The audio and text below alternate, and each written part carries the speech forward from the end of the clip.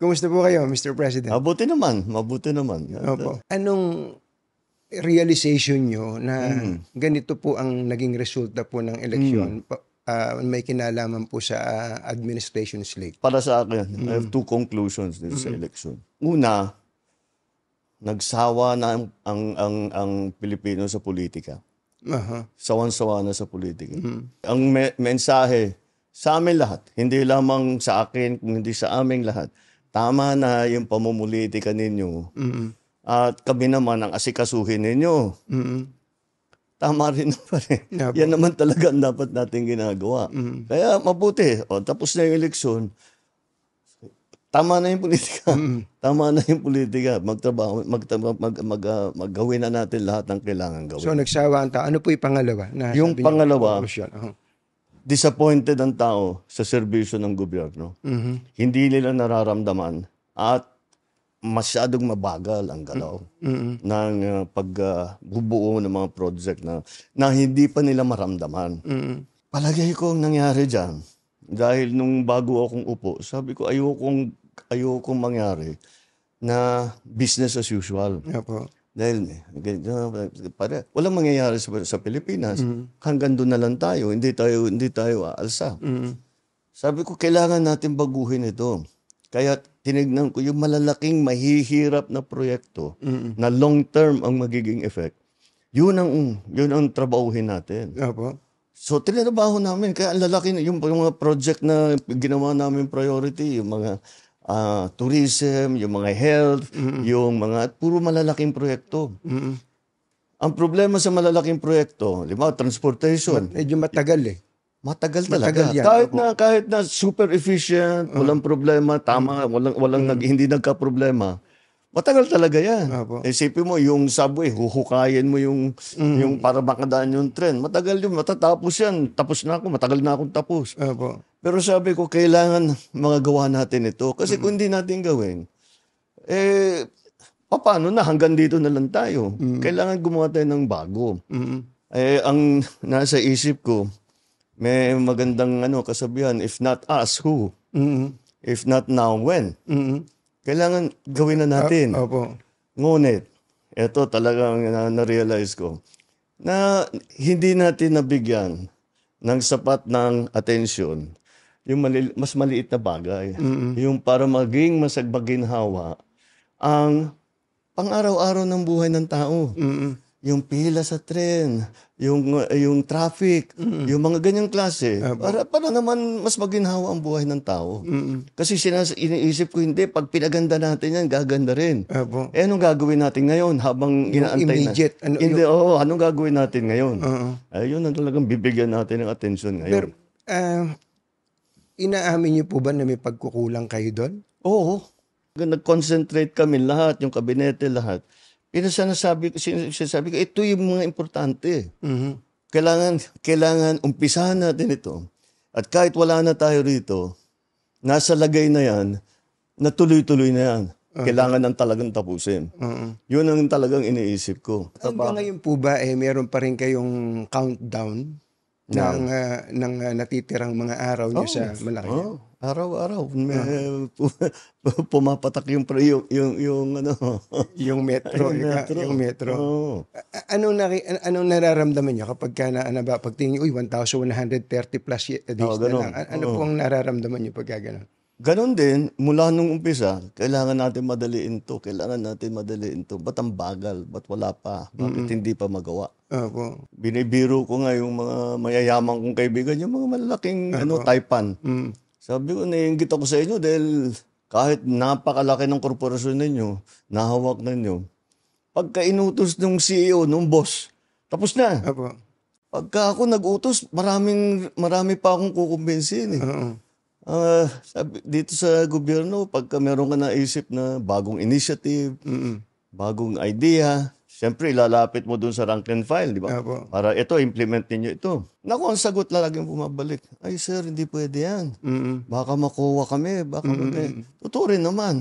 Dahil patong-patong ang mga batas natin eh. Kung minsan, contradictory, lahat ng tao masyadong maingat. Which is okay na maging maingat. Which is okay na magkaroon ng checks and balances. Pero wag naman maging paralysis doon sa bureaucracy. Nararamdaman ko po sa inyo yung frustration niyo, no? Na may gusto kayong gawin pero hindi niyo magawa. Oo. Pasensya na uli kayo. Tatanungin ko lang itong tanong na to. Masyado raw kasi kayong mabait. Marami nagsasabi sa akin yan. Oo. Anong gagawin ko? Maging masamang tao. Hindi ko naman mababago yung ugali ko. Pero, mo, siguro, dapat nga talaga maging mas mabagsik talaga. Dahil, wala kailangan talagang maging mas efficient ang mas mabilis ang pagdating. Kasama na siguro yan sa eleksyon namin dito sa naging eleksyon nakaraan. Pasensya na kayo uli, ano? Bagamat ang gusto nyo sana wag na munang politika bago lang natin iwanan yung eleksyon. Can you categorically say na ayaw nyo po ng impeachment? Yung impeachment, nasa Senado na yan. Pabayaan natin sila, may proseso yan. Pabayaan natin ang proseso. Ako, basta ang nasa isip ko, tapos ng eleksyon, balik sa trabaho.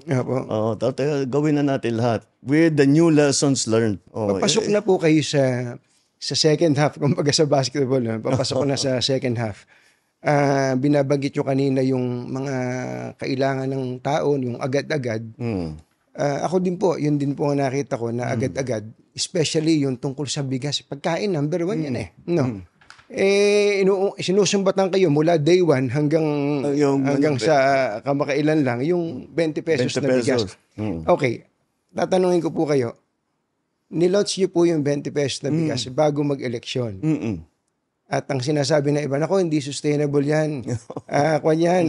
Patsi-patsi lang yan. Hindi maitutuloy ng gobyerno yan. Unang tanong ko po, ba't ho ba ngayon nyo lang ginawa yon?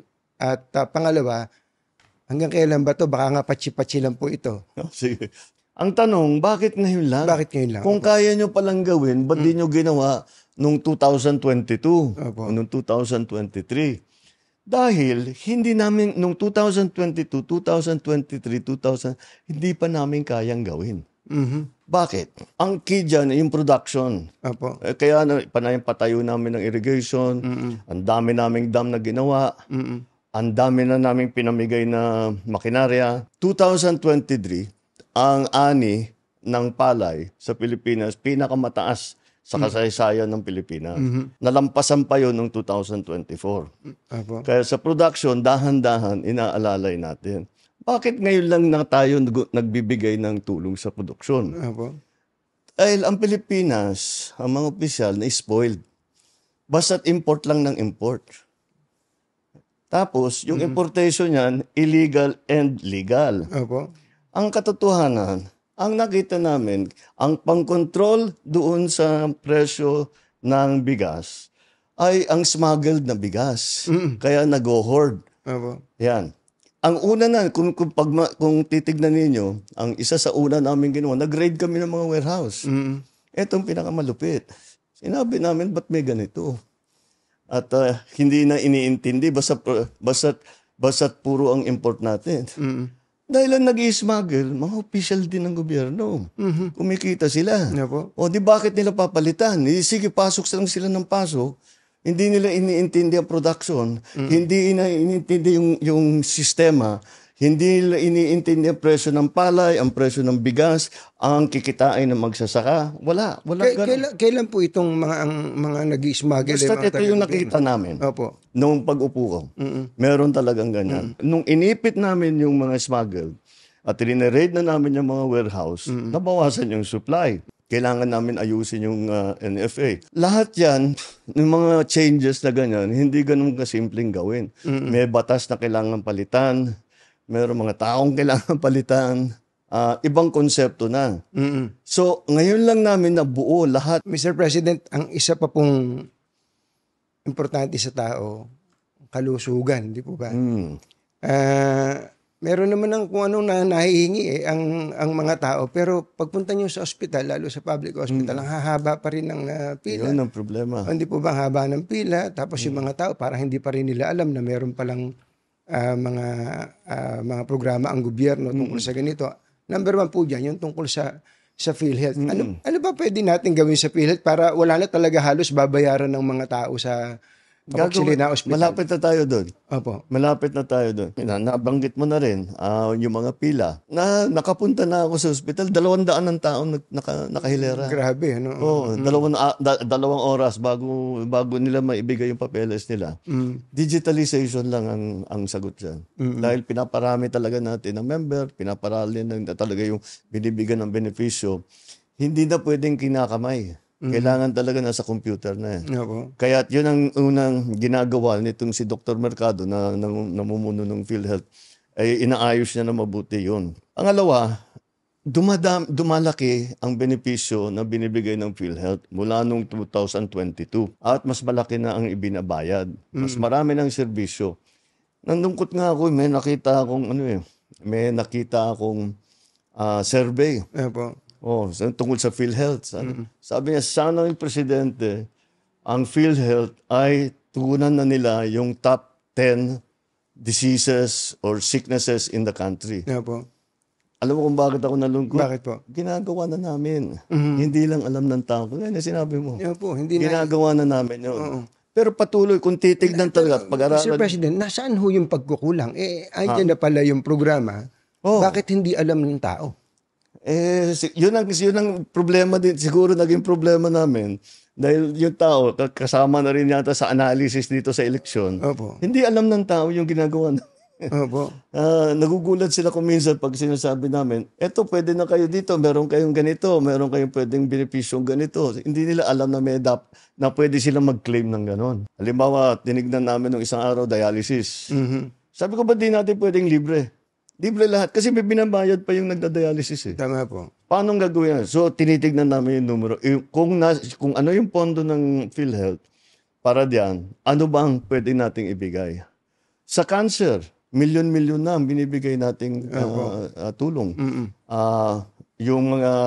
Siyempre, yung mga buntis, yung mga common, hindi na natin dadalhin pa sa ospital yon.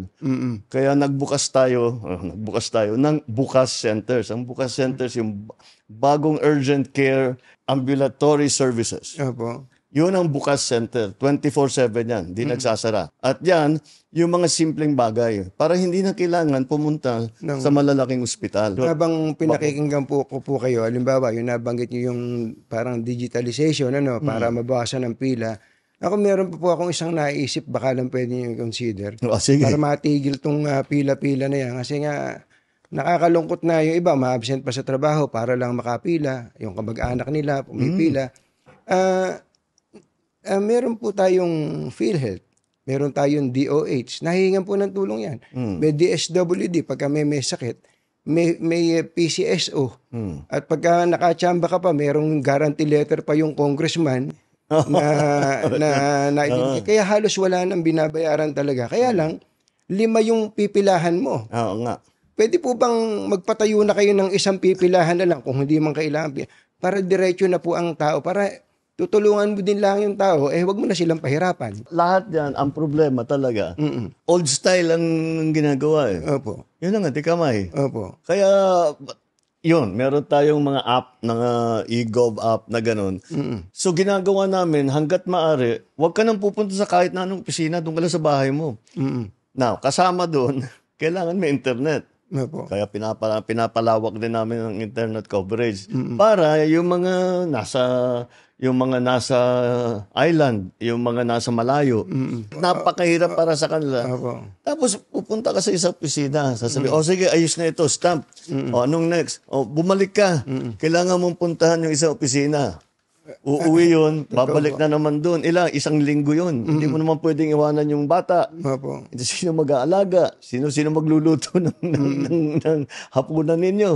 Di ba? Yun ang Kaya yung internet, malaking tulong yan.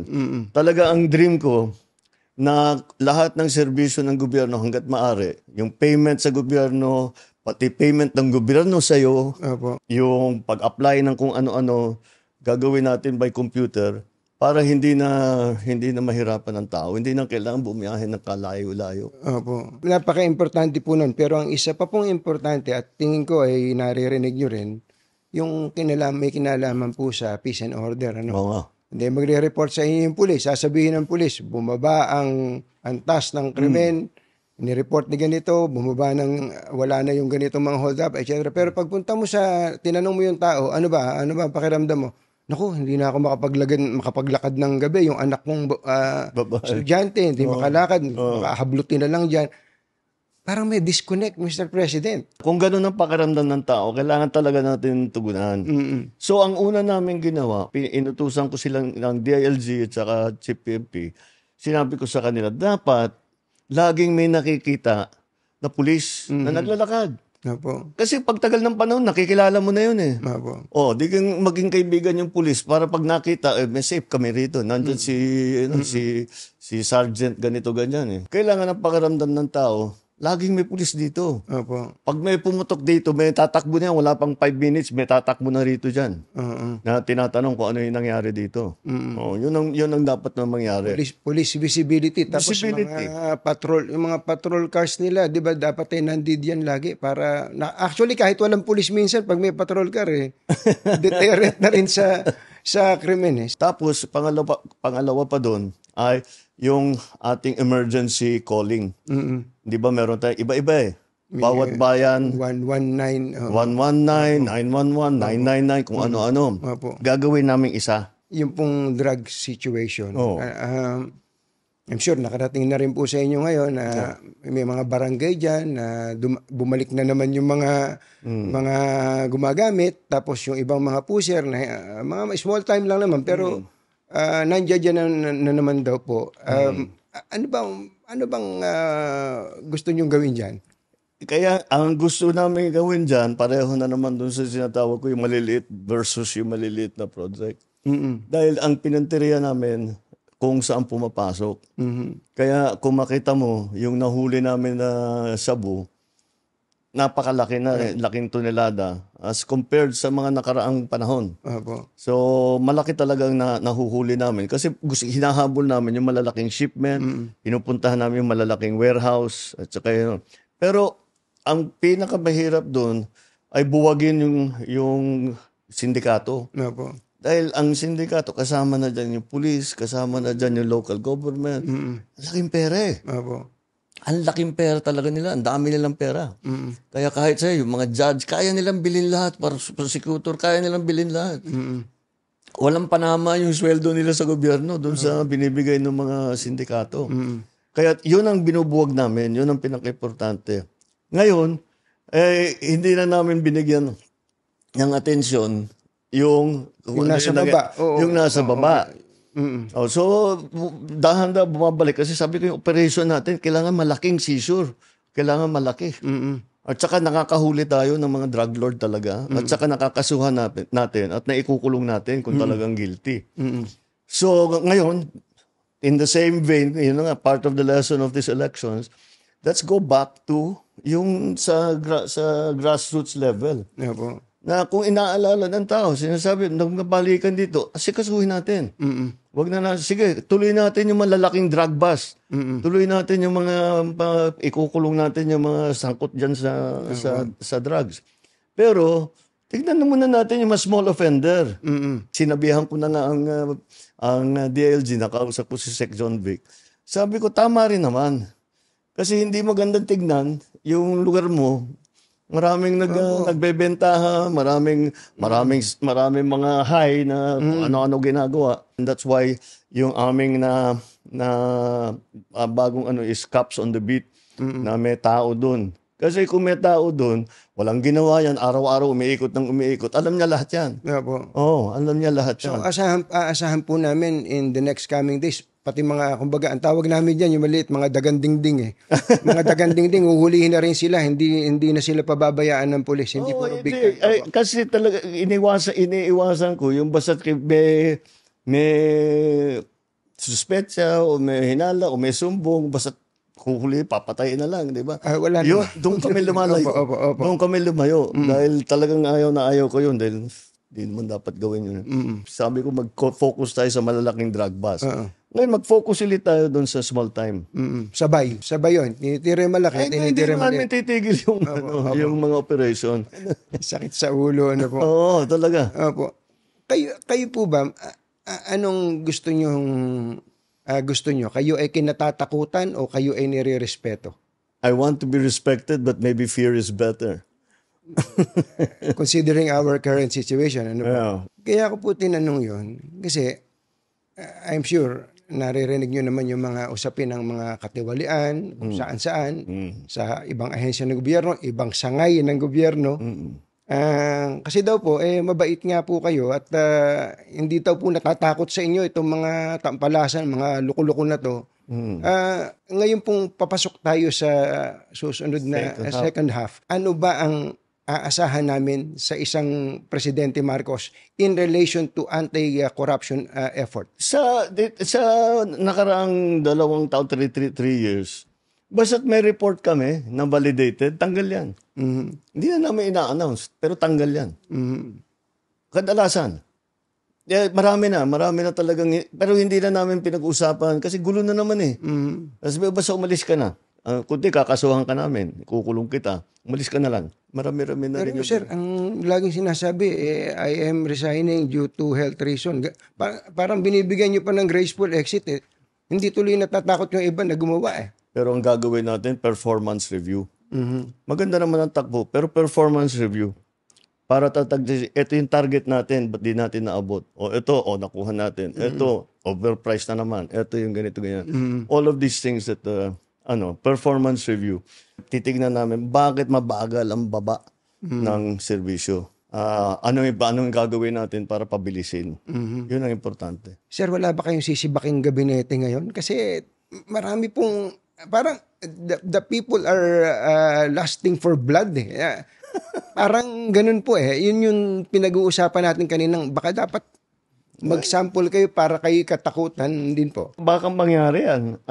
Dito nga, sa ginagawa namin performance review, yun ang warning ko sa kanila, and that's what we will have to look at again. Kung talagang may nagkukulang o corrupt, kung talagang masyadong mabigat yung kanilang kasalanan, kasuhan na namin. Tignan natin kung ano maging resulta nitong performance. Ang bait nyo, sir. Ha? Ang bait nyo talaga. Bakit? Palagay ko naman, kung happy kayo sa iba, meron kayong hindi kayo happy sa iba dyan eh. Yung mga hindi ako happy, tinanggal ko na. Wala na bang tatanggalin? Kung hindi sila nakapag-perform na mabuti, Opo. Ito nga, sasabihin, pakinggan niyo yung tao. Opo. Madami kayong dahilan, marami kayong katwiran kung bakit hindi nangyari, bakit hindi nabuo, bakit nakatagalan, ganyan. Sabi ko, hindi interesado yung tao dyan. Ano ba, kailan ba? Kailan ba gagawin? Kailan namin maramdaman yan? Hindi mo naman masisi yung tao. Tama naman sila. Kayong may hawak ng gobyerno, ayusin ninyo. Huwag nyo nang isumbong sa amin. Basta't gawin na ninyo. Yun actually, that's the lesson we learned from this election. Don't explain it to us anymore. Just do it. Tama na yung mga magagandang paliwanag with the good statistics at saka kung ano mga drawing. Basta gawin na lang ninyo. I don't blame people. Hindi mo naman masisi ang tao. Yung pong isang aspeto ngayon na kahit papano ay gumagaan-gaan ang buhay ng tao, yung sa sektor po ng transportasyon. Yung po, diretso yun. Araw-araw, nagko-commute ang mga tao. Ang MRT, LRT, ang dami pong sumasakay dyan. Pero gusto ko lang sabihin sa inyo, kahit papano, umikli na ang pila. Kasi pinupuntahan niya, nakita niya, yung mga hindi na kailangan doon, yung pinagpipilahan, mga security check, mga kung ano-ano, wala nang hindi na kasama sa pagsakay. Nung report nga niya sa akin, sabi niya, sa lahat, marami na ako nasakyan ng mga tren sa buong mundo. Ngayon lang ako nakakita, may security check, may bomb check, may inspection ng bag, kung ano-ano. Tinanggal niya lahat. O di, nabawasan yung pila. Ganon din yung ginawa namin sa airport. Ngayon, nabawasan na yung pila. Mas maganda yung ayos na sa patakbo sa airport. Inaayos na lang namin. Ang kawawa naman sa airport, yung OFW. Yung mga dayuhan, ang bilis ng daan. Walang problema. Pero yung OFW, kung ano-ano hinihingi. Kawawa naman. Yung RF code, may ID, may clearance, na kung ano-ano, bago sila makalabas. Dapat, di ba, yun yung blue lane, di ba? Dapat, OFW ka, sige na, stamp, sige na. Di ba? Dapat ganun eh. So dahan-dahan mapupuntahan din natin yun. Ginagawa kaming pagpalit sa Bureau of Immigration pati. Yung tinatawag na e-gate. Opo. Oh, so dadamihan natin yung e-gate. Mabilis na yan para hindi na... Yun ang pinag-usapan ko, yung maliliit na Opo. para siguro kung nasa ano ka, iniintindi mo lahat ng iba't ibang sistema, maliit na bagay lang. Pero hindi eh. Nararamdaman ng tao yun. At yun ang hinahanap nila eh. So, ibigay natin sa kanila. Mr. President, kayo po ba, sa puso ninyo, gusto niyo bang makipagkasundo pa sa mga Duterte? Oo. Ako, ayoko ng gulo. Gusto ko makasundo sa lahat ng tao. Mas maganda, marami na akong kaaway. Hindi ko kailangan ng kaaway. Kailangan ko kaibigan. Kagaya na sabi ko sa'yo, pagka... hindi ko... Magko-confess ako dito. Pwede naman po, para akong pari po nito ngayon. Po. Ewan ko, kahit hanggat maaari, ako, ang habol ko yung stability, peaceful, para magawa namin yung trabaho namin. Kaya ako, laging akong bukas sa ganyan. I'm always open to any approach na, alika, magtulungan tayo. Diba? Kahit hindi tayo magkasundo sa polisiya, hindi tayo magkasundo. Gawin nyo yung trabaho, pero wag na tayong nanggugulo. Wag na natin, tanggalin natin yung gulo. Grabe, no? Parting shot nyo na lang doon po sa mga kababayan natin na siguro ay somehow nabawasan po ng pagtitiwala sa inyo para mabalik po yung tiwala nyo sa kanila. Ano po yung gusto nyo sabihin sa ating mga kababayan? Well, asahan nila na tayo naman, kahit nasa matataas na posisyon, asahan nila lagi kaming nakikinig. Lagi kaming nakikinig sa kanilang hinain, sa kanilang nagiging problema at tinahanapan natin ng long-term solutions. At ngayon, talagang ipamadaliin na namin yung immediate solutions na pwedeng gawin kaagad. At yun ang mararamdaman ng taong bayan mula ngayon. Mr. President, salamat po. Salamat ka. Thank you po. Thank you.